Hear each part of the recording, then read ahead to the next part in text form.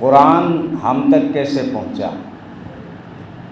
آپ نے یہ تو سنا قرآن اللہ نے 23 سال میں نازل کیا، لکھا کس نے؟ صحابہ نے۔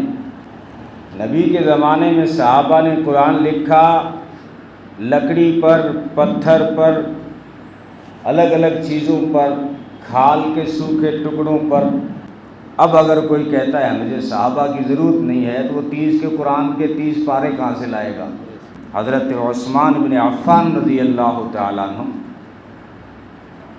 کے زمانے میں یہ جمع ہوا ہے۔ اس کی ترتیب، اس پر کام حضرت ابوبکر صدیق کے زمانے میں ہو گیا تھا، لیکن بہت سارے مسائل تھے، بہت ساروں نے منافقین نے سر اٹھائے تھے اور بہت ساروں نے جھوٹا نبی ہونے کا دعویٰ کیا۔ اسود انسی، مسیلمہ کذاب کی پارٹی زور پکڑ رہی تھی، کسی نے زکوٰۃ دینے سے انکار کر دیا تھا، تو ان سب کا مقابلہ حضرت ابوبکر صدیق نے کیا، تو یہ کام مکمل نہ ہو سکا جس کی شروعات ہوئی تھی۔ حضرت عثمان غنی رضی اللہ تعالیٰ عنہ کے زمانے میں یہ 30 پارے جو دنیا میں آج سعودی عرب میں ہو، مکہ میں ہو، مدینے میں ہو یا بھادرہ میں ہو، یہ صحیفہ جو آپ کا نظر آتا ہے، یہ جو ترتیب نظر آتی ہے، فاتحہ، بقرہ، آل عمران، 30 پارے، یہ 7 منزلیں، یہ حضرت عثمان کے زمانے میں ترتیب جمع ہوئی۔ اور حضرت عثمان کو ناشر قرآن کہا گیا، بے شک وہ کاتب وحی بھی ہیں۔ بعض صحابہ نے جب وحی نازل ہوتی تھی تو نبی کہتے تھے لکھو، تو حضرت عثمان بھی ہیں۔ افسوس ہوتا ہے جب کسی وحی لکھنے والے کو ہی لوگ کہیں صحیح نہیں ہے۔ لوگوں نے بہت ساروں نے لٹریچروں میں لکھا، سوشل میڈیا پہ بکواس کرتے ہیں، کوئی کہہ رہا امیر معاویہ صحیح نہیں، کوئی کہہ حضرت عثمان صحیح نہیں تھے۔ بھائی امیر معاویہ نے قرآن لکھا ہے، وہی لکھی ہے۔ حضرت عثمان نے قرآن لکھا ہے، اگر یہ صحیح نہیں ہے، قرآن کہتا ہے بِأَيْدِي سَفَرَةٍ، ان سے مقدس ہاتھ کہاں سے لاؤ گے تم؟ انہوں نے قرآن لکھا ہے۔ تو صحابہ فرمایا بِأَيِّهِمْ اقتدیتم اہتدیت، میرے صحابہ ستاروں کے مانند ہیں، اصحابی کالنجوم، میرے ستارے، میرے صحابہ ستاروں کی مانند ہیں، کیونکہ خود سراج منیر تھے۔ جب سورج ہو تو ستاروں کی روشنی کی ضرورت نہیں پڑتی، لیکن جب سورج غائب ہو جاتا ہے تو رستہ چلنے والوں سے پوچھو، سمندر میں سفر کرنے والوں سے پوچھو، صحرا کا سفر کرنے والوں سے پوچھو کہ ستارے کتنے کام آتے ہیں۔ تو سراج منیر تھے خود، اس لیے فرمایا اصحابی کالنجوم، میرے صحابہ ستارے ہیں۔ جب تم پر اندھیرے آ جائیں، جہالت کا اندھیرا آ جائے، ظلمات آ جائیں، خرافات اور بدعات کے اندھیرے آ جائیں، اختلافات کے اندھیرے آ جائیں، تو تم روشنی لینا صحابہ سے۔ اصحابی کالنجوم، میرے صحابہ ستاروں کی مانند ہیں۔ اور اپنے آل بیت کے بارے میں فرمایا کہ کشتی کی مانند ہیں۔ اہل بیت بھی صحابہ ہیں، وہ بھی اسی کے اندر آتے ہیں، لیکن ایک خوبصورت تشبیہ ہے، دونوں حدیثوں کو ملایا جائے۔ فرمایا صحابہ میرے ستاروں کے مانند ہیں، اور اپنے گھر کے بارے میں فرمایا جو میرے گھر کے لوگ ہیں یہ کشتی کے مانند ہیں۔ اب محدثین فرماتے ہیں اس دونوں مثالوں کو آپ سمجھیے کہ اگر سمندر کا سفر ہو، ستاروں کی روشنی نہ ہو تو آپ سفر نہیں کر سکتے۔ اچھا ستاروں کی روشنی ہو لیکن اگر کشتی نہ ہو تو سفر نہیں کر سکتے۔ فرمایا میرے اہل بیت تو کشتی کی مانند ہیں اور میرے صحابہ ستاروں کی مانند ہیں۔ بِأَيِّهِمْ اقتدیتم اہتدیتم، کسی ایک کی بھی تم اقتدا کرو گے، پیروی کرو گے، کسی بھی صحابی کے پیچھے چلو گے تو تم منزل پا جاؤ گے۔ بِأَيِّهِمْ اقتدیتم اہتدیتم، جس کی تم اقتدا کرو گے، پیروی کرو گے، اتباع کرو گے تو تم جو ہے منزل پا جاؤ گے، تم راستہ پا جاؤ گے۔ یعنی معیار صحابہ کو قرار دیا گیا۔ ہم کہتے ہیں نا اجماع امت کہ جس کے اوپر تمام امت جمع ہے، تو اس سے کیا مراد ہے؟ تمام امت کیسے جمع ہو سکتی ہے؟ جس پر صحابہ کی اکثریت جمع ہو جاتی ہے اس سے اجماع امت کہتے ہیں۔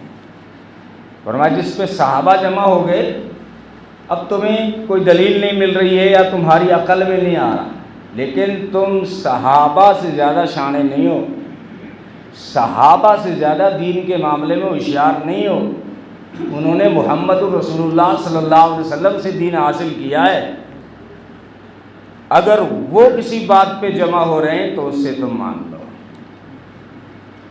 تو میں کہہ رہا تھا حضرت عثمان بن عفان رضی اللہ تعالیٰ عنہ، کاتب وحی، حافظ قرآن، ناشر قرآن، سامع قرآن، تابع قرآن، شہید قرآن، جب ایمان لائے تو قرآن کو سن کر اور زندگی گزاری قرآن کی اطاعت کر کے، تابع قرآن بن کر، ناشر قرآن ہے، قرآن کو نشر کیا ہے، پوری دنیا میں قرآن کے صحیفے پھیلائے ہیں۔ یہ شاہ فہد کا شوق تھا نا، شاہ فہد کے زمانے میں سعودی عرب میں قرآن بہت چھپے اور بہت فری میں تقسیم ہوئے۔ اس کی شروعات حضرت عثمان بن عفان رضی اللہ تعالیٰ عنہ نے کی تھی۔ ناشر قرآن بھی ہیں، جامع قرآن ہے، انہوں نے قرآن کو جمع کیا ہے، کوئی ہڈی پہ ہے، کوئی پتھر پہ ہے، کوئی لکڑی پہ لکھا ہوا ہے، کسی کے پاس آدھی صورت ہے، کسی کے پاس 10 آیتیں ہیں۔ حافظ تو بہت سارے تھے، عورتیں بھی حافظہ تھیں، لیکن ایک جگہ اکٹھا قرآن نہیں تھا، تو حضرت عثمان نے اس کو جمع کیا اور بڑی سخت شرائط رکھی تھی کہ جو بھی آیت لے کر آئے وہ 2 گواہ لے کر آئے، ورنہ نہیں اس صحیفے میں شامل نہیں کی جائے گی۔ 2 گواہ لائے کہ میں نے یہ محمد عربی صلی اللہ علیہ وسلم نے ہمیں بتایا تھا اور ہم نے یوں لکھا تھا، 2 آدمی یہ موجود تھے۔ اگر آیت کوئی لے کے آئے، 3 شرطیں تھیں بڑی سخت، جو آیت لے کے آ رہا ہے، کوئی 10 آیتیں لا رہا ہے تو وہ 10 آیتیں اس کو یاد بھی ہونی چاہیے، اور اس کے اوپر 2 گواہ بھی ہونے چاہیے۔ قرآن مکمل ہونے آیا، قرآن کریم کی ایک آیت کوئی صحابی لے کر آتا ہے جن کا نام حضرت خزیمہ بن ثابت رضی اللہ تعالیٰ عنہ ہے۔ ان کو وہ آیت یاد بھی تھی، سورہ توبہ کی آیت ان کو یاد بھی تھی اور لکھی ہوئی بھی تھی، لکھ کر نہ لائے، پہلے سے لکھی ہوئی تھی جو نبی کے زمانے میں وہ لے آئے، یاد ہو اور 2 گواہ ساتھ ہو۔ اب ایک آیت ایسی تھی کہ جس کے بارے میں حضرت خزیمہ بن ثابت کو یاد بھی تھی، لکھی ہوئی بھی تھی، وہ لے کر بھی آئے، سنا بھی دی، لیکن حضرت عثمان نے کہا میں شامل نہیں کرتا، کیونکہ 2 گواہ لاؤ۔ 2 گواہ نہیں ہیں آپ کے پاس۔ تو کسی صحابی نے یاد دلایا کہ یہ خزیمہ وہ ہیں جن اکیلے کی گواہی 2 کے برابر ہے۔ دیکھو تقدیر نے بہت پہلے کوئی ایسا واقعہ کرا دیا، کوئی نبی پاک صلی اللہ علیہ وسلم نے گھوڑا خریدا تھا مدینے کے قریب، گھوڑا پسند آ گیا اور خریدا، کہا رک میں قیمت لے کے آتا ہوں۔ وہ آدمی وہاں رکا، آپ صلی اللہ علیہ وسلم قیمت لانے کے لیے مدینہ میں داخل ہوئے، پیچھے کوئی اور مسافر گزرا، اس نے گھوڑے والے سے کہہ دیا گھوڑے کتنے کا ہے، مجھے لینا ہے۔ اس گھوڑے کے مالک نے کہا کہ کتنے کا بھی ہو، یہ گھوڑا بک چکا ہے، مسلمانوں کے نبی نے اس کو خرید لیا ہے۔ کہا نہیں یہ مجھے پسند ہے، آپ جتنا چاہیں پیسے لے لیں، قیمت زیادہ لے لیں، ان سے مکر جائیں آپ، میں ڈبل دیتا ہوں۔ تو اس کی نیت بھی خراب ہو گئی، ڈبل کے چکر میں اس نے انکار کر دیا۔ اتنے میں آپ صلی اللہ علیہ وسلم قیمت لے کر تشریف لائے، فرمایا یہ قیمت لو اور گھوڑا دو۔ وہ کہنے لگا کس بات کی قیمت، ہمارا تو کوئی سودا ہی نہیں ہوا۔ سودا نہیں ہوا، سودا تو ہو چکا ہے، اب تیری مرضی۔ اب لوگ جمع ہونے شروع ہو گئے اس بات پر کہ کیا مقدمہ ہے کہ آپ صلی اللہ علیہ وسلم جن کے بارے میں مشرکین مکہ کا بچہ بچہ کہتا تھا یہ امین اور صادق ہیں، یہ گھوڑے والا کہہ رہا ہے کہ سودا نہیں ہوا۔ یہ کیسے ہو سکتا ہے کہ جھوٹ بولے؟ اب گھوڑے والے نے سوچا کہ جھوٹا تو مجھے ہونا پڑے گا، یہ امین اور صادق ہے۔ اب اس نے ایک ہیلا کیا، کہا ٹھیک اگر سودا ہو چکا ہے تو آپ کی شریعت، آپ کا اسلام کیا کہتا ہے؟ اگر کوئی آدمی دعویٰ کرے کسی بات پر تو اسلام کیا کہتا ہے؟ نبی نے فرمایا اسلام کہتا ہے دعویٰ کرنے والے سے کہ جو ہے 2 گواہ پیش کرے، اور جس پر دعویٰ کیا گیا اس سے کہتا ہے قسم کھا لے، اس کو قسم پہ چھوڑ دیتا ہے، لیکن جو دعویٰ کرے کہ سودا ہو چکا ہے اس کے پاس اسلام 2 گواہ مانگتا ہے۔ تو گھوڑے والے نے کہا کہ آپ کہہ رہے ہو سودا ہو چکا ہے تو گواہ کون ہے؟ تو حضرت خزیمہ بن ثابت وہاں بھیڑ میں جب بڑھنے لگی تو تشریف لائے تھے، زور سے کہا میں گواہی دیتا ہوں سودا ہو چکا ہے، حالانکہ سودا ہوا تو اس وقت تھے ہی نہیں وہ۔ میں گواہی دیتا ہوں سودا ہو چکا ہے، اس کو دینا پڑا، بھیڑ تھی، مجمع تھا، گواہ بھی مل گیا، تو اب کیا کرے؟ اس نے گھوڑا دے دیا۔ آپ صلی اللہ علیہ وسلم گھوڑا لے کر جب مدینے کی طرف جا رہے تھے تو دھیرے سے کہا وہ خزیمہ تو نے کیسے گواہی دے دی؟ تو تو سودے کے وقت تھا ہی نہیں، تو نے دیکھا ہی نہیں، پھر گواہی کیوں دی؟ حضرت خزیمہ بن ثابت نے عرض کیا اللہ کے رسول یہ گھوڑا کیا چیز ہے؟ ہم نے آپ کے کہنے پر اللہ کو مان لیا، دیکھا تو اس کو بھی نہیں۔ اللہ کو کہاں دیکھا ہے ہم نے؟ نبی کے کہنے پہ مان لیا نا۔ تو کہا گھوڑا کیا چیز ہے، آپ جھوٹ بول ہی نہیں سکتے، اگر آپ کہہ رہے ہیں تو میں سودا ہو چکا ہے، میں نے گواہی دے دی۔ اس موقع پر فرمایا تھا کہ میرے خزیمہ کی اکیلے کی گواہی 2 کے برابر ہے۔ یہ قرآن کریم کی آیت لے کر آئے، حضرت عثمان نے کہا میں نہیں لیتا، تو صحابی نے یاد دلایا کہ نبی نے فرمایا تھا خزیمہ اکیلے کی گواہی 2 کے برابر ہے، یہ آیت لے لو۔ وہ آیت لے لی گئی۔ بہرحال ناشر قرآن، جامع قرآن اور شہید قرآن ہے، قرآن پڑھتے ہوئے شہید ہوئے۔ اسی ذی الحجہ کی 18 تاریخ تھی اور جمعے کا دن تھا، آج 17 ہے، 18 تاریخ تھی اور جمعے کا دن تھا۔ حضرت عثمان قرآن پڑھتے ہوئے شہید ہوئے، تو شہید قرآن بھی ہیں، ناشر قرآن بھی ہیں۔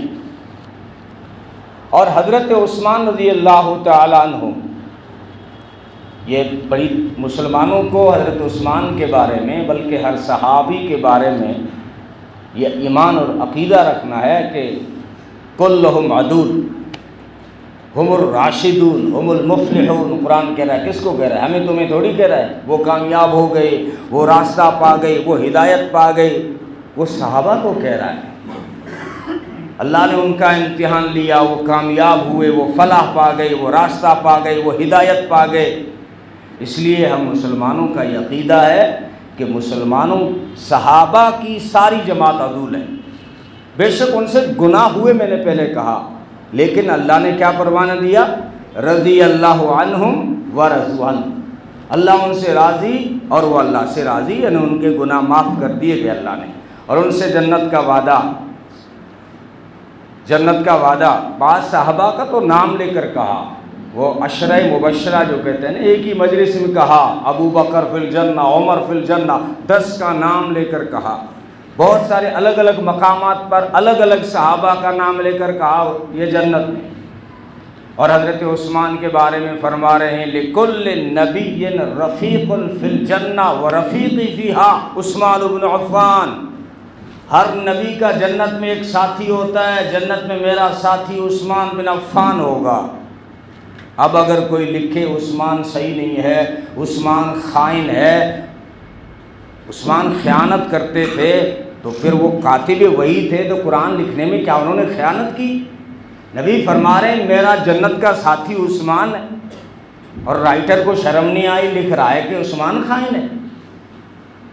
اس لیے جو ہے بڑے نام ہیں مسلمانوں، بہت بڑی تعداد ہے، تقریباً 1.25 لاکھ، بعد میں 1.5 لاکھ، 1.25 لاکھ تک صحابہ کرام کی جماعت ہے، لیکن بڑے بڑے نام مسلمانوں کو، مسلمانوں کے بچوں کو پتہ ہونا چاہیے کہ حضرت ابو بکر صدیق کون تھے، حضرت عمر فاروق کون تھے، حضرت عثمان غنی کون تھے، حضرت علی کون تھے، حضرت طلحہ زبیر، حضرت امیر معاویہ، حضرت حسین، حضرت بلال، صحابہ کے بارے میں حضرت عمار، یاسر، بڑے بڑے صحابہ، ابی بن کعب، معاذ بن جبل، معلوم ہونا چاہیے، ان کی سیرت پڑھنی چاہیے۔ تو آج ہم تھوڑی سی گفتگو کریں گے حضرت عثمان غنی رضی اللہ تعالیٰ عنہ، کیا فضائل ہیں۔ قرآن کریم میں کہا گیا لقد رضی اللہ عن المؤمنین اذ یبایعونک تحت الشجرہ، یہ قرآن ہے، سورہ فتح آیت نمبر تقریباً 18۔ اللہ فرما رہا ہے کہ اللہ ان مومنین سے راضی ہو گیا۔ لقد رضی اللہ عن المؤمنین، کون سے مومنین سے؟ اذ یبایعونک تحت الشجرہ، جب وہ میرے محبوب آپ کے ہاتھ پر درخت کے نیچے بیعت کر رہے تھے۔ یہ کون سی بیعت ہے؟ یہ بیعت رضوان کا ذکر کر رہا ہے قرآن، سورہ حدیبیہ کا۔ آپ صلی اللہ علیہ وسلم عمرے کے ارادے سے اپنے جانثاروں کے ساتھ میں گئے ہیں مدینہ سے مکہ، کیونکہ مکہ سے آئے ہوئے تقریباً 6 سال ہو گئے۔ اب وطن سب کو پیارا ہوتا ہے، اور پھر خانہ کعبہ کی ایک تاثیر ہے کہ جو اس کو ایک بار دیکھ لیتا ہے اس سے دوبارہ دیکھنے کی چاہت بڑھ جاتی ہے۔ 6 سال ہو گئے مسلمانوں کو خانہ کعبہ نہیں دیکھا، مکہ نہیں دیکھا، وطن کی یاد کس کو نہیں آتی؟ نبی پاک صلی اللہ علیہ وسلم نے خواب دیکھا کہ ہم عمرہ کر رہے ہیں، خواب کی بات ہے، ہم عمرہ کر رہے ہیں اور سر منڈا رہے ہیں، احرام بندھا ہوا ہے، میرے صحابہ ساتھ ہیں، ہم طواف کر رہے ہیں، یہ خواب دیکھا۔ ابھی خواب اچھا تھا تو فجر کی نماز میں سنایا اپنے صحابہ کو کہ میرے جانثاروں، تابعداروں، حبیداروں، میں نے رات کو خواب دیکھا ہے کہ ہم عمرہ کر رہے ہیں، ہمارے احرام بندھا ہوا ہے، تلبیہ پڑھ رہے ہیں۔ صحابہ کے اندر ایک خوشی کی لہر دوڑ گئی، تو انہیں پتا تھا کہ نبی کا خواب بھی وحی ہوتا ہے۔ حضرت ابراہیم علیہ السلام نے اسماعیل کو ذبح کیا، اللہ نے کہاں کہا تھا ذبح کرو؟ خواب آیا تھا، انی ارا فی المنام انی اذبحک یا بنی، بیٹے میں نے خواب دیکھا ہے کہ میں ذبح کر رہا ہوں۔ بیٹا سمجھ گیا کہ اللہ کا حکم ہے افعل ما شئت یا ابت افعل ما شئت۔ تو صحابہ بھی سمجھ گئے کہ نبی نے خواب دیکھا ہے عمرہ کرنے کا، تو ہم ضرور عمرہ کریں گے، نبی کا خواب وہی ہوتا ہے۔ اب صحابہ نے تیاری شروع کر لی، چلو چلو نبی نے خواب دیکھا ہے، چلو عمرہ کریں گے، ایسا جوش و خروش کہ نبی نے بھی اجازت دے دی۔ 1400 افراد جمع ہو گئے عمرہ کے ارادے سے۔ جب حدیبیہ ایک کنویں کا نام تھا، آج کل اس مقام کو سمیسی کہتے ہیں، وہاں ایک بستی تھی، وہاں پہنچے تو خالد بن ولید اس وقت ایمان نہیں لائے تھے، 200 سواروں کے ساتھ میں آئے، کہا کہ ہم مکہ میں داخل نہیں ہونے دیں گے۔ اور جب دلائل کی دنیا میں انسان ہار جاتا ہے نا تو نچلی حرکتوں پہ آتا ہے۔ جب آپ کی صداقت کا کسی کے پاس جواب نہیں ہوتا نا تو پھر وہ اوچھی حرکتوں پہ آتا ہے۔ یہی مشرکین مکہ تھے جو باپ کے قاتل کو بھی حرم میں آنے سے منع نہیں کرتے تھے۔ کوئی کسی بھی ملک سے آ جائے، کیونکہ وہ حج کو وہ بھی مانتے تھے، خانہ کعبہ کا وہ احترام کرتے تھے، احرام کا احترام کرتے تھے، حرم کا احترام کرتے تھے۔ کسی دشمن کو بھی اگر وہ کہے میں عمرہ کرنے آ رہا ہوں، وہ نہیں روکتے تھے۔ یہاں تک لکھا ہے کہ باپ کے قاتل کو بھی نہیں منع کرتے تھے۔ لیکن کسی نے کہا نا کہ جب کوئی آپ کے قد کو نہیں پوچھتا تو آپ کے پاؤں کی کھدائی شروع کرتا ہے، آپ کے پاؤں کی کھدائی شروع کرتا ہے، کیونکہ آپ کے قد کو نہیں پوچھتا۔ اب اسلام کی حقانیت کو نہیں پوچھے، محمد عربی صلی اللہ علیہ وسلم کے اس بڑھتے ہوئے اسلام کو جب روک نہ سکے، اب کیا کیا کہ ہم آپ کو مکے میں داخل نہیں ہونے دیں گے، ہم عمرہ نہیں کرنے دیں گے، ہم آپ سے جنگ کریں گے۔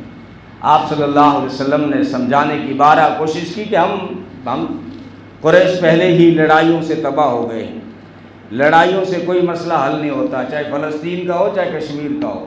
بات جس دن سلجھے گی، بیٹھ کے بات ہوگی تب بات سلجھے گی، ورنہ نہیں سلجھے گی۔ بیٹھے نا، کہاں ملاقات ہوئی تھی؟ قطر عمان میں ہوئی تھی۔ پٹھان نے کہا یہ شرطیں مان لے، سپر پاور بنا پھرتا ہے، جو ٹاپو تو ہے، ڈھانی ہے، تو لوگوں کے دماغوں میں بڑا بنا پھرتا ہے امریکہ۔ تیری ڈھانی کو میں جانتا ہوں، تیرے ٹاپو کو میں جانتا ہوں، بیٹھ کے بات کر چٹائی پہ، ہماری یہ شرطیں منظور کر۔ اگر منظور نہیں کرنی ہی، اگلے 20 سال کے لیے لڑنے کے لیے تیار ہے۔ چک مار کے اس کو جھکنا پڑا۔ بات ہمیشہ بات سے ہی سلجھے گی، لڑائی کوئی حل نہیں ہے۔ یا قریش، ہم پہلے سے ہی لڑائیوں نے ہمیں برباد کر دیا، ہم عمرے کے ارادے سے آئے ہیں۔ 1-2 آدمیوں کو بھیجا، قاصد کے اونٹ کو ہی قتل کر دیا تکبر میں۔ اب کہا حضرت عمر آپ جائیں، انہیں سمجھائیں کہ ہم عمرہ کرنے آئے ہیں۔ حضرت عمر نے کہا مجھے مت بھیجو، معاملہ اور بگڑ جائے گا، میں جلالی آدمی ہوں، وہ ٹیڑھی بات کریں گے، میرے سے برداشت نہیں ہوگا۔ آپ کو اگر مسئلہ سلجھانا ہے، نرم آدمی، حضرت عثمان کو بھیج دیجیے۔ حضرت عثمان بن عفان رضی اللہ تعالیٰ عنہ کو محمد عربی صلی اللہ علیہ وسلم نے بھیجا ہے، کیونکہ بڑی عزت کرتے تھے قریش بھی حضرت عثمان کی۔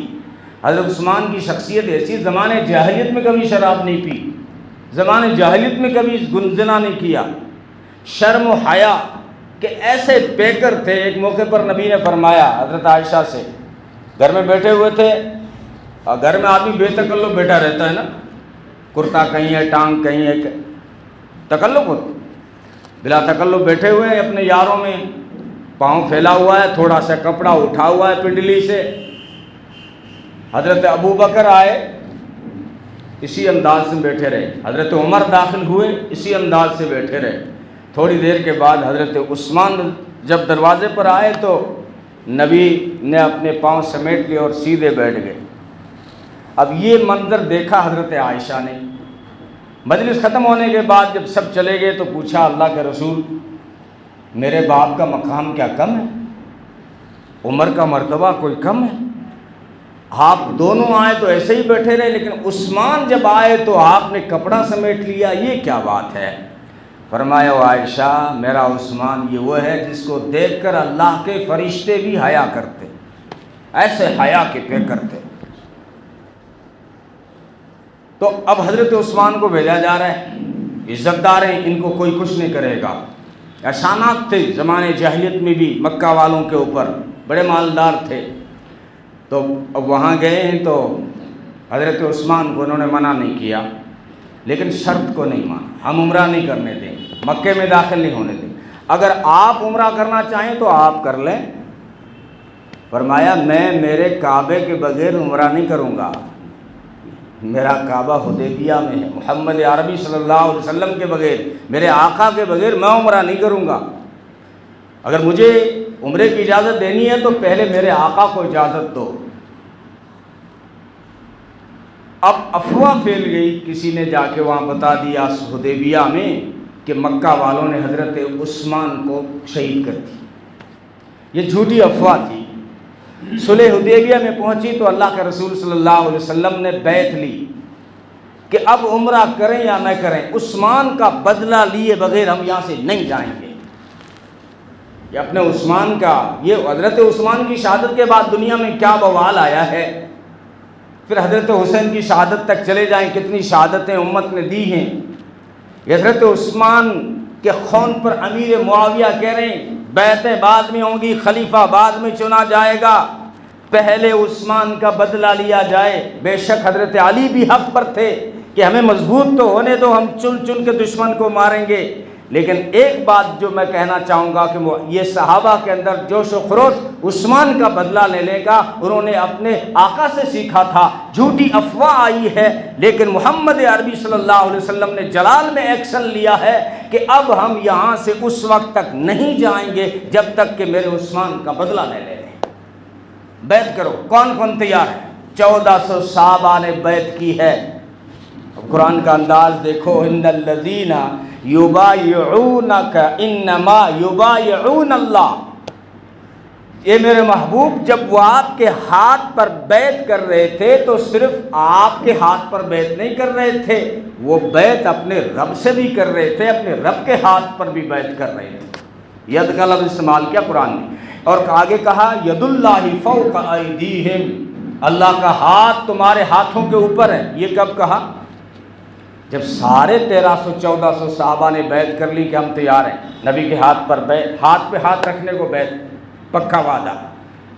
نبی نے ہاتھ بڑھایا، 1400 صحابہ نے ہاتھ رکھا، اور پھر نبی نے اپنا بایاں ہاتھ جو ہے دائیں ہاتھ پہ رکھتے ہوئے فرمایا، کسی نے کہہ دیا صحابی کہ فرط غم میں نکل گیا، ایک کاش کہ آج عثمان زندہ ہوتے تو عثمان بھی آپ کے ہاتھ پر بیعت کرتے، تو فرمایا اپنے ہاتھ کو ہوا میں لہراتے فرمایا یہ میرے ہاتھ پہ ہاتھ جو میں رکھ رہا ہوں یہ میرا ہاتھ ہے، یہ عثمان کا ہاتھ ہے۔ نبی نے اپنے ہاتھ کو عثمان کا ہاتھ قرار دیا ہے۔ مفسرین فرماتے ہیں اللہ نے کہا ید اللہ فوق ایدیہم، میرے محبوب یہ 1407 اور آپ کا ہاتھ جو آپ نے عثمان کا ہاتھ قرار دیا، ان سارے ہاتھ پہ اللہ کا ہاتھ۔ ید اللہ بے شک اللہ کا ہاتھ نہیں ہوتا، لوگ شوشے پکڑنے کے بڑے ماہر ہوتے ہیں۔ سردار سر میں اسکرین لگا کے ایک آیا تھا وہ چترویدی، مولانا طارق جمیل کہہ رہا ہے اللہ کا ہاتھ۔ طارق جمیل کیا، قرآن کہہ رہا ہے ید اللہ فوق ایدیہم، اللہ کا ہاتھ ان کے اوپر۔ اب اللہ کا ہاتھ نہیں ہوتا، اللہ ہاتھ سے پاک ہیں، شکل سے پاک ہیں، وہ ایک الگ بحث ہے۔ اس ہاتھ سے اللہ نے کیا کیا مراد لیا، اس سے کیا کیا معنی ہے، وہ الگ بات ہے جو مفسرین نے ڈیٹیل کے ساتھ بیان کیا ہے۔ لیکن شوشہ پکڑنے کی کون سی بات آ گئی جب قرآن نے کہہ دیا ہے ید اللہ فوق ایدیہم، ان کے اوپر اللہ کا ہاتھ ہے۔ بہرحال حضرت عثمان رضی اللہ تعالیٰ عنہ کی عظمت دیکھیے آپ۔ اب آگے کیا ملا؟ یہ جھوٹی افواہ تھی لیکن ملا کیا؟ فرمایا لقد رضی اللہ عن المؤمنین اذ یبایعونک تحت الشجرہ، اللہ ان سارے ایمان والوں سے راضی ہو گیا جو درخت کے نیچے بیٹھ کر آپ کے ہاتھ پر بیعت کر رہے تھے۔ بیعت کس بات کی تھی؟ عثمان کا بدلہ لینے کی تھی۔ تو 1400 صحابہ نے جب بیعت کی ہے تو کیا تمغہ پایا ہے؟ عثمان کی وجہ سے 1400 صحابہ کو جنت کا سرٹیفکیٹ مل گیا۔ اللہ نے راضی ہو گیا اللہ ان مومنین سے جو درخت کے نیچے آپ کے ہاتھ پر بیعت کر رہے تھے۔ تو حضرت عثمان کی زندگی ہے جس سے ہمیں حیا کا بھی سبق ملتا ہے، سخاوت کا بھی سبق ملتا ہے، تحمل برداشت کا۔ بھائی کتنے جو ہے واویلا کرنے والوں نے واویلا کیا، الزامات کیا، گھروں کو گھیرا، کئی جو ہے دنوں تک پانی کھانا بند ہے۔ لوگ صرف 10 محرم کو یاد کرتے ہیں، 3 دن پانی بند۔ حضرت عثمان پہ 40 دن پانی بند ہوا، 40 دن کھانا بند ہوا۔ وہ مسجد نبوی جس کی توسیع میں عثمان نے پیسہ لگایا تھا، جس کی زمین خرید کر دی تھی مسجد نبوی کے تحت، اس مسجد میں حضرت عثمان کو نہ نماز پڑھنے دی نہ جمعہ پڑھنے دیا۔ خود خلیفہ تھے، جمعہ پڑھانے نہیں دیا گیا۔ 40 دن گھر کو گھیرے رکھا ہے اور وہیں نمازیں پڑھ رہے ہیں، قرآن پڑھ رہے ہیں۔ قرآن پڑھتے ہوئے شہید کیا گیا، شہید قرآن بھی ہیں۔ بہرحال نبی پاک صلی اللہ علیہ وسلم کا ہر ستارہ روشن ہے۔ کلہم عدول، صحابہ کی ساری جماعت عدول ہے۔ اللہ تعالی ہمیں ان کی راہ پر، ان کے نقش قدم پر چلنے کی توفیق عنایت فرمائے۔ وآخر دعوانا